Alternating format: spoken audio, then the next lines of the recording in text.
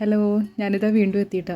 ഞങ്ങളിത് തൃശ്ശൂർ എക്സിബിഷൻ കാണാൻ വന്നിരിക്കുക. ഞാനും മക്കളും ഉണ്ട്, അമ്മയും അനിയത്തിയും മോനും, പിന്നെ അടുത്ത വീട്ടിലെ സൂറമ്മയും, പിന്നെ അവരുടെ മകൻ്റെ ഭാര്യയും മക്കളൊക്കെ ആയിട്ടാണ് പോകുന്നത്. ഞങ്ങൾ കയറുമ്പോൾ എല്ലാവരും ഉണ്ടായിരുന്നു. പിന്നെയൊക്കെ അവിടെ ഇവിടെയൊക്കെ വെച്ചിട്ട് ഇടയ്ക്കിടയ്ക്ക് കാണും. പിന്നെ ലാസ്റ്റ് എൻട്രൻസിൻ്റെ അവിടെ തന്നെയാണ് എത്തിച്ചേരുക. അവിടെ വെച്ചിട്ട് പിന്നെ എല്ലാവരും കണ്ടുമുട്ടിയത്. അപ്പം അങ്ങനെ കയറി. പിന്നെ ഇതാ കുറേ സാധനങ്ങൾ, ഇത് അച്ചാറുകളൊക്കെ ഇട്ടേക്കുന്ന ഭരണികൾ, പിന്നെ കപ്പുകളൊക്കെ ഇങ്ങനെ തൂക്കിയിട്ട് കാണാൻ നല്ല രസമുണ്ട് കേട്ടോ. ഈ ഒരു ഭാഗം എനിക്ക് ഇഷ്ടപ്പെട്ടു.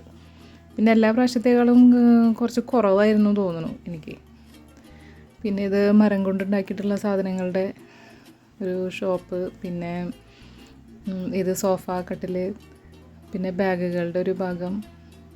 ഇതൊക്കെ കുറേ വർഷങ്ങളായിട്ട് തന്നെ ഇത് കണ്ടുകൊണ്ടിരിക്കുന്നത് തന്നെയാണ്.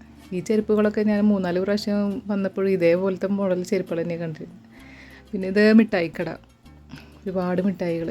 പിന്നെ ഇത് വീട്ടിലേക്കുള്ള കുട്ടികളുടെയൊക്കെ സാധനങ്ങളൊക്കെ ഇല്ലേ, അങ്ങനത്തെ ഒക്കെ. പിന്നെ ഇതെനിക്ക് ഭയങ്കര ഇഷ്ടപ്പെട്ടു കേട്ടോ. മാങ്ങയുടെ ഹൽവയാണ്. ഞാനത് ചെറിയൊരു കഷ്ണം മേടിച്ചു. എനിക്ക് ഭയങ്കര ഇഷ്ടമായത്. ഇതെനിക്ക് ചക്കയുടെ തന്നപ്പോൾ ഉള്ള എക്സ്പ്രഷനാണ് ഈ കാണുന്നത് കേട്ടോ. പിന്നെ അവിടെ നിന്ന് അതൊക്കെ കഴിച്ചിട്ട് ഇങ്ങോട്ട് പോന്നു. പിന്നെ ഇത് ഈ വീട്ടിൽ ഹോം ഡെക്കർ സാധനങ്ങളില്ലേ, അതൊക്കെ.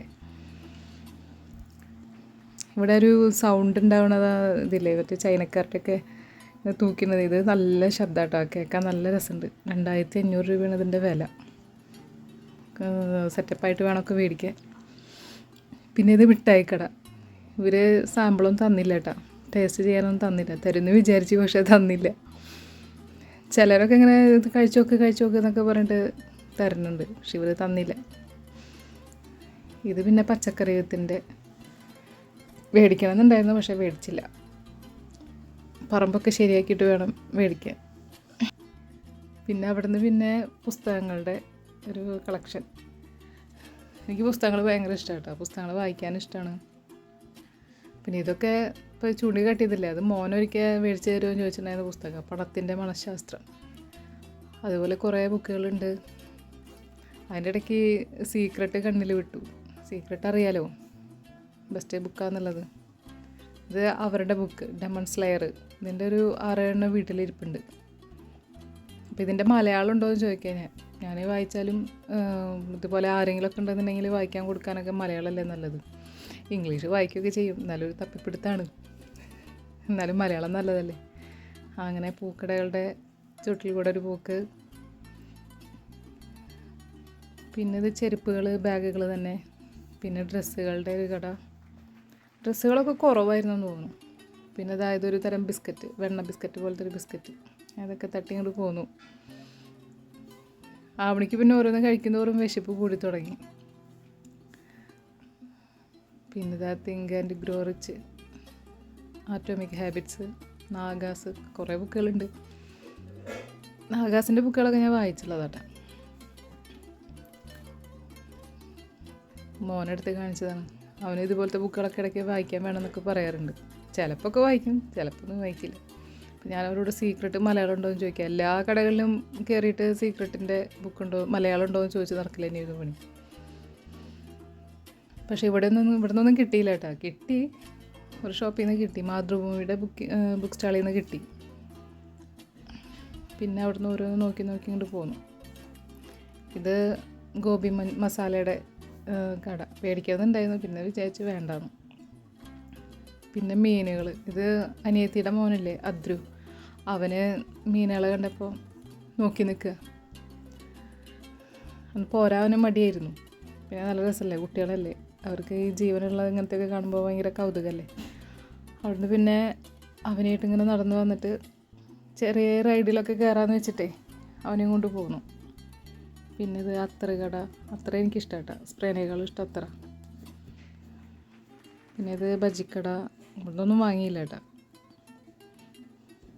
ഇതൊക്കെ കണ്ടപ്പോൾ ആവണിക്ക് ഭയങ്കര ഇൻട്രസ്റ്റ് ആയിരുന്നു. പിന്നെ അവനത് റൈഡിൽ കയറ്റിയിരുത്തി. പിന്നെ അതായത് ഐസ്ക്രീം കഴിക്കുക. ആവണിയുടെ ചോദ്യമാണ്, എന്തെങ്കിലും ഒന്ന് മേടിച്ച് തരുമോ, എന്ന്. അപ്പോൾ അവൾക്ക് മേടിച്ചു കൊടുത്തതാണ്. പിന്നെ ഇത് ISROയുടെ സ്റ്റാളാണ്. ഇവിടെ പിന്നെ നമ്മളെപ്പോഴും കയറും. എനിക്ക് ഈ ശാസ്ത്രവും കാര്യങ്ങളൊക്കെ ഭയങ്കര ഇഷ്ടമാണ്. എന്നാൽ ഈ കണ്ടുപിടുത്തങ്ങൾ കാര്യങ്ങളൊക്കെ ഭയങ്കര ഇഷ്ടമായിട്ട് കാണാനും കേൾക്കാനും. നമ്മളെ ഭാവിയിലെ ബഹിരാകാശ നിലയുണ്ട്. അങ്ങനെ അങ്ങനെ ഇത് അമ്മയാണ് കേട്ടോ നിൽക്കുന്നത്. ആവണിക്ക് പറഞ്ഞു കൊടുക്കുക. PSLV ആണെന്ന് തോന്നുന്നു അത്. പിന്നെ തിരക്കിൻ്റെ ഉള്ളിൽ ചെറിയതായിട്ടൊരു ബോൾ തട്ടിക്കളി ഇവരായിട്ട്.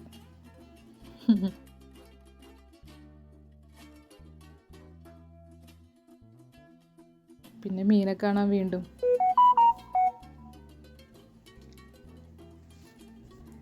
പിന്നെ കാർഷിക വിഭവങ്ങളുടെ ഭാഗത്ത്. പിന്നെ വീണ്ടും ഒരു അത്തറ് കട. പിന്നെയും കുറേ നടന്നു. ഇതിൻ്റെ ഉള്ളിൽ ആരാ നിൽക്കുന്നത് മനസ്സിലായോ? അമുഖം.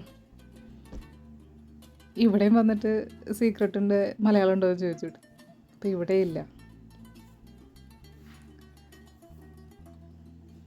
പിന്നെ അവിടുന്ന് വന്നിട്ട് ഇതായി ഇവിടെ നിന്നാണ് കിട്ടിയത്. ഇവിടെ പിന്നെ കണ്ണ് ടെസ്റ്റ് ചെയ്യുന്ന ഒരു ഇത് കൂടെ ഉണ്ട് അവർക്ക് കേട്ടോ. എന്നിട്ട് ഞാൻ എൻ്റെ കണ്ണ് ടെസ്റ്റ് ചെയ്യാനിരുന്നു.